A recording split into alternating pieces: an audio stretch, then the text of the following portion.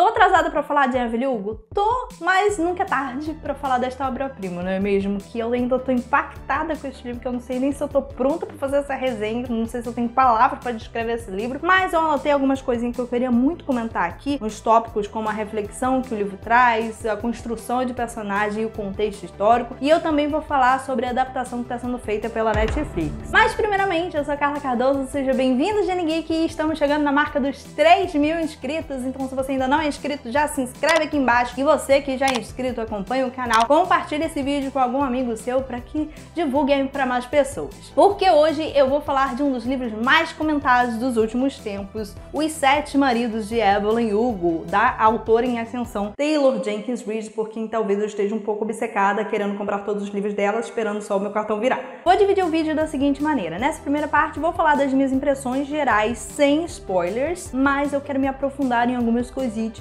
que eu vou precisar falar de algumas coisas de dentro do livro, da história, que pode ser spoiler, então vai ser só para quem leu o livro realmente, e eu vou avisar quando chegar este momento. Os Sete Maridos de Evelyn Hugo foi lançado em 2017 pela editora Paralela e conta a história de Evelyn Hugo, uma atriz Hollywood que ficou famosa ali nas décadas de 50 e 60 por seus papéis nos filmes e ter ganhado um Oscar, mas principalmente por conta dos escândalos que se metia e por ter se casado 7 vezes. Talvez eles não tenham conhecido a Gretchen aí, né? O livro facilmente poderia ser aqui Os 18 Maridos de Gretchen.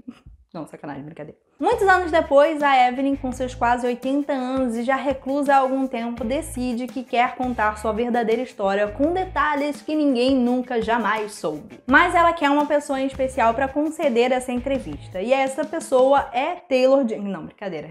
É Monique Grant, que é uma jornalista de uma revista. E assim, ela é desconhecida, então ela fica surpresa quando Evelyn Hugo pede especificamente por ela, fica pensando o porquê disso, e esse é um mistério que permeia toda a história, que fica na nossa cabeça durante um bom tempo até o final, porque Evelyn Hugo escolheu logo Monique Grant, uma jornalista desconhecida, para dar essa entrevista que todo mundo estava esperando. Aliás, que todo mundo estava esperando não, ninguém estava esperando, mas que todo mundo queria que ela desse uma entrevista porque ela já estava afastada da mídia há bastante tempo. Então o livro se separa em partes para cada marido, enquanto Evelyn conta sua história, e também entre passado e presente. O presente é narrado pela Monique e o passado pela Evelyn Hugo, apesar de que eu vejo tudo como do ponto de vista da Monique, porque quando a Monique narra é sempre no presente. Acordo, gosto. Vou até ler um trechinho aqui só para exemplificar. Por exemplo, aqui, ó. Olho para as mesas ao redor e depois de novo para Frank, para tentar saber com quem exatamente ela está falando. Em seguida, aponto o dedo para mim mesma. É comigo? E quando a Evelyn narra, eu separei aqui também, é sempre no passado. Então ela conta: voltei, desejei, sonhei. Por exemplo, aqui, ó. Minha mãe era corista, eu tinha 11 anos, eu queria ser igualzinha a ela, muitas vezes desejei que ela tivesse. Então é sempre no passado, é como se ela realmente estivesse contando ali. No livro dá a impressão que está acontecendo, e eu visualizei meio que como uma cena de filme. Sabe quando a pessoa conta uma história e vem um flashback por cima da pessoa e aí começa a encenação no passado daquela história? Sempre tem isso em alguns filmes, aliás, sempre tem isso em filmes que tem alguém contando uma história, então é algo que deu pra visualizar bastante, é bem essa vibe de flashback. E por falar em vibe, eu achei o início com que a de O Diabo Veste Prada, uma jornalista talentosa que trabalha numa revista pra crescer na carreira, e aí recebe uma grande oportunidade, só que em vez da chefe é de uma grande antiga estrela de cinema que ela vai amar e odiar ao mesmo tempo. Mas as semelhanças param por aí. E aí, continuando, a Monique, apesar dessa grande oportunidade na carreira, ela tá passando por momentos difíceis na vida pessoal, prestes a se divorciar. E aqui eu já posso dizer que eu não me importei, não consegui me importar muito com a Monique. No início eu até fiquei curiosa ali com o relacionamento, da história dela e tal, mas quando a Evelyn começa a contar a sua história, acabou pra Monique. Não que ela não seja interessante, ela tem um papel fundamental, é surpreendente, mas a Evelyn é excepcional, e eu tenho certeza que a autora fez de propósito isso, de apresentar a Monique primeiro para depois apresentar a Evelyn e toda a sua história, pra gente perceber o quanto que a Evelyn é diferente das outras pessoas e por que que ela hipnotizava todo mundo e por que que ela conseguiu ficar tão famosa. E ao contrário do que a própria Evelyn acreditava, não era só uma questão da beleza dela, era uma questão do carisma e de quem ela era, dela correr atrás e, sabe, sair um pouco dos padrões que a sociedade colocava pra ela. E talvez seja por isso que a gente sente que a Evelyn Hugo foi uma pessoa real, né? A vontade que dá enquanto a gente tá lendo é de pesquisar a vida e a carreira dela na internet, a página dela no Wikipedia. A gente demora um pouco pra perceber que é só ficção. Porque a Taylor Jenkins Reid não criou apenas uma personagem realista o suficiente, mas ela insere a gente, leitor, em todo esse contexto da Evelyn, que a gente acha que é real por alguns momentos. Até porque ela fala algumas referências históricas e referências ao cinema da época, como por exemplo Mulherzinhas, que é citado no livro, e enfim, aí a gente acaba achando que é uma biografia, né? E o ritmo da história é muito bom, a narrativa, a escrita perfeita da Taylor, como ela separa os capítulos, intercala entre presente e passado, deixa tudo muito dinâmico. E o livro te pega já nas primeiras páginas, mas eu diria que te envolve de verdade no mesmo momento em que a Monique se vê curiosa para saber quem foi o grande amor da vida de Evelyn Hugo, porque a gente também se pega querendo saber essa resposta. É a partir daí que o livro fica viciante, apesar de que a resposta para essa pergunta veio mais rápido, mais cedo do que eu esperava. Eu até comentei lá no Instagram, inclusive se você ainda não segue, @GNGeekCanal, a gente tá voltando a postar por lá, eu falo nos stories de vez em quando sobre as minhas leituras, então se você ainda não segue, tá aqui o link na descrição, mas se quiser procurar lá é @GNGeekCanal. E eu tinha comentado quando eu tava lendo que eu lembrei de um dorama que eu assisti,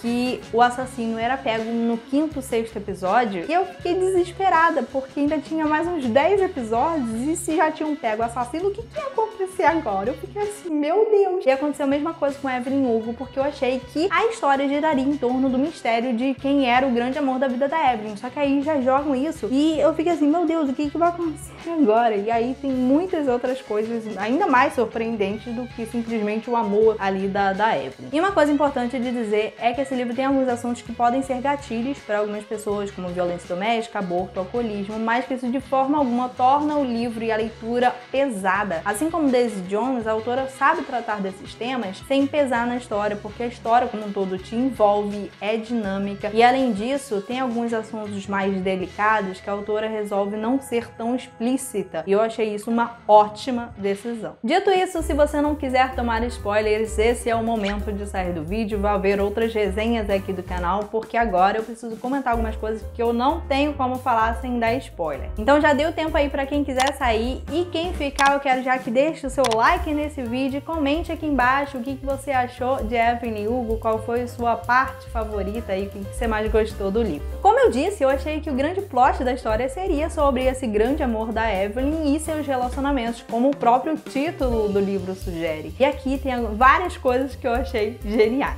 Primeiro, a gente tem um oposto de queerbaiting, um héterobaiting, digamos assim, porque quando a gente lê Os 7 Maridos de Evelyn Hugo, o que a gente imagina? Uma história sobre uma mulher e seus 7 maridos, seus relacionamentos heterossexuais. E na sinopse não tem nada que sugira o contrário disso. Inclusive, parabéns para a pessoa que fez a sinopse desse livro, né? Não sei se foi a autora ou se foi outra pessoa, mas tem um pessoal aí que deveria aprender, pessoal dos streams aí, que coloca uma sinopse que conta o filme inteiro, mas enfim. Conforme a gente vai lendo, a gente descobre que o grande amor de Evelyn foi uma mulher e que ela era bissexual. E ela precisou esconder isso a vida inteira por conta dos preconceitos das pessoas. E o livro também meio que esconde essa informação, e eu vi isso como uma metáfora. Posso talvez estar forçando um pouco a barra aqui, mas eu vi dessa maneira. Além disso, a gente acha que o livro vai falar sobre os maridos, mas não, é só uma forma de separar ali a vida da Evelyn em partes para ela poder contar a história, porque é tudo sobre ela. It's all about you, baby. Inclusive, quando a Monique escreve a biografia e dá o mesmo nome, Os 7 Maridos de Evelyn Hugo, é uma metalinguagem para explicar o título. Eu acho que até mesmo foi uma intenção aí de parecer que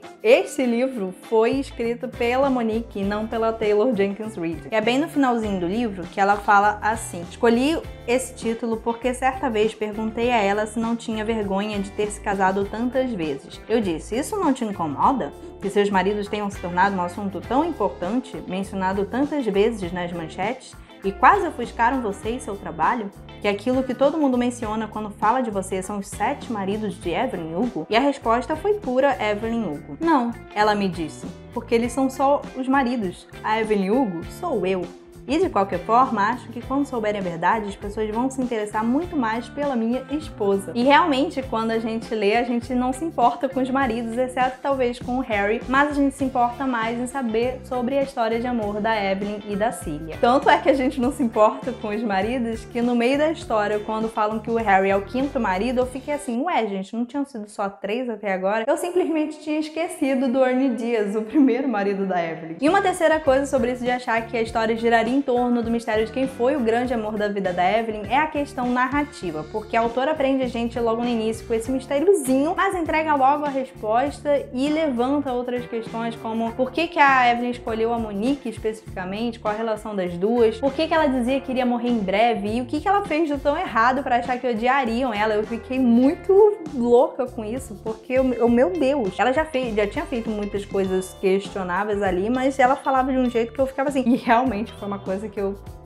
fiquei chocada no final. Isso tudo mostrou o quê? Que uma mulher é muito mais do que seus relacionamentos e seu casamento. O livro tem um empoderamento muito grande e traz reflexões importantíssimas. Uma dessas reflexões foi a dualidade de Evelyn Hugo, que era uma menina de origem humilde que desde muito cedo sofreu muitos abusos de todos os homens que ela conhecia e aprendeu que era uma garota bonita e que usaria isso pra se dar bem na vida. Ela tinha o sonho de ser rica e famosa e faria de tudo pra chegar no topo, inclusive coisas que os mais moralistas condenariam. Por um lado, a gente pode pensar que ela usou o machismo a seu favor pra se fortalecer e conseguir o que queria. Mas por outro lado, mesmo que ela tenha alcançado o sucesso profissional, ela ainda tinha que sacrificar muita coisa. Ela inventava histórias e tinha que se esconder para a sociedade que admirava as mulheres, mas não as aceitava completamente como elas eram de verdade. Não só por uma questão LGBT, mas também pela personalidade da Evelyn. Ela tinha que conter um pouco, às vezes, a personalidade dela para criar uma personagem para o público. E isso é mostrado em vários momentos do livro. Quando ela se casa com Ernie Diaz e tem que ser uma esposa pacata e obediente, coisa que ela estava longe de ser. Quando ela se casa com Dom e é taxada de insensível por querer focar na carreira e não dar um filho pro pobre marido dela, tá? E aí depois, quando ela tem o filho, ela fica taxada de ser sempre colocada em papéis maternos, porque a mulher virou mãe, né? Não pode ser outra coisa além disso, mesmo se for um papel fictício. E a Evelyn é um ícone porque ela nunca se conformou com isso. Ela é uma sobrevivente. Uma vez eu vi alguém falando que a maior militância era sobreviver. E a Evelyn fez tudo o que podia, com o que tinha, tendo atitudes questionáveis sim, mas ela viu o mundo como ele era, e não como deveria ser.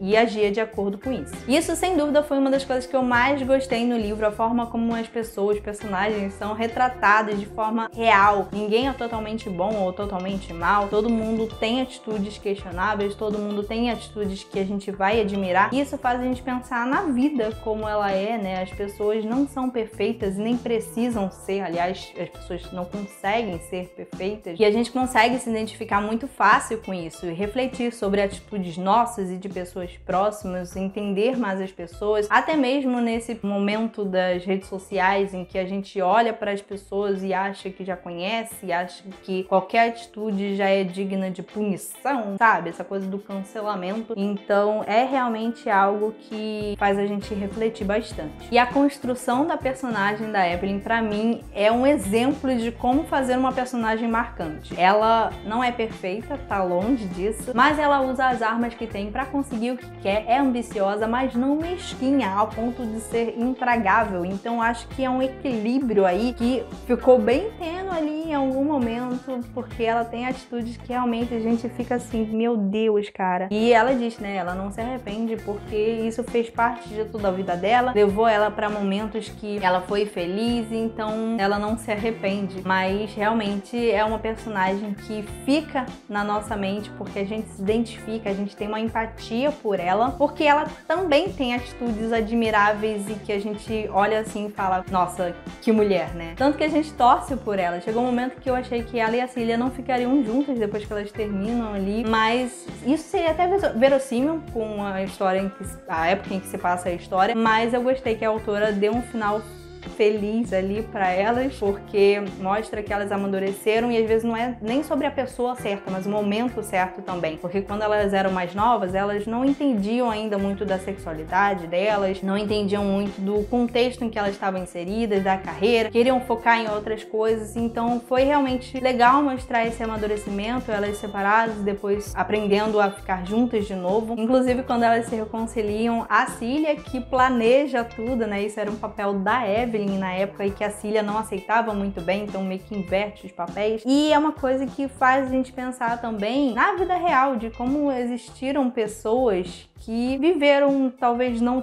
com tanta intensidade aí quanto Evelyn Hugo, mas com coisas que realmente afetaram a vida delas, de não poderem ser quem elas são. Pessoas que abriram mão dos seus sonhos, dos seus amores e de tantas outras coisas por medo, receio talvez da reação da sociedade, de pessoas próximas, amigos, porque se hoje em dia a gente tem muito preconceito ainda, imagina naquela época. Eu achei realmente que esse livro soube tratar desse tema de uma forma muito responsável, uma forma muito emotiva também, porque quando a gente lê, a gente vê referências de coisas que aconteceram e a gente consegue fazer os paralelos. Ai, perfeito, gente. E é por isso que eu amo tanto a Taylor e acho que também por isso que ela ganhou tantos fãs, por retratar a realidade de uma forma fictícia muito parecida com o real, sem pesar na história e com uma escrita envolvente, com, né, plot twists aí na história, coisas surpreendentes que pega a gente de jeito. Outra coisa que eu achei incrível foi que os casamentos que a mídia tanto amava comentar, a maioria deles foi arranjado pelos interesses ali da Evelyn. Inclusive, uma coisa legal aqui é que o Mickey Reeve, o terceiro marido dela, aparece em outros livros também. A Taylor gosta de colocar esses crossovers na história. Ele aparece em Daisy Jones, dando um depoimento sobre a banda, e em Malibu Renasce, onde ele é o protagonista, que eu acho que inclusive eu tô querendo ler esse em seguida, ou esse ou Evidências de uma Traição, que a Rita, minha amiga, me indicou. Mas me conta aí, você que já leu outros livros da Taylor, qual que você me sugeriria ler em seguida? Deixa aí nos comentários, porque sinceramente eu tô querendo ler todos. E uma última reflexão aqui ainda nesse assunto de mídia é que no livro tem alguns trechos de notícias que saíam sobre a Evelyn que a gente sabia que era mentira. E aí que tá a reflexão, que a gente acha que conhece um artista só porque a gente é fã, só porque a gente vê sempre na mídia, e não é bem assim, porque, por exemplo, a Evelyn criava um personagem ali pro público, e eu acho que muitas pessoas fazem isso também, não vejo problema nenhum nisso, mas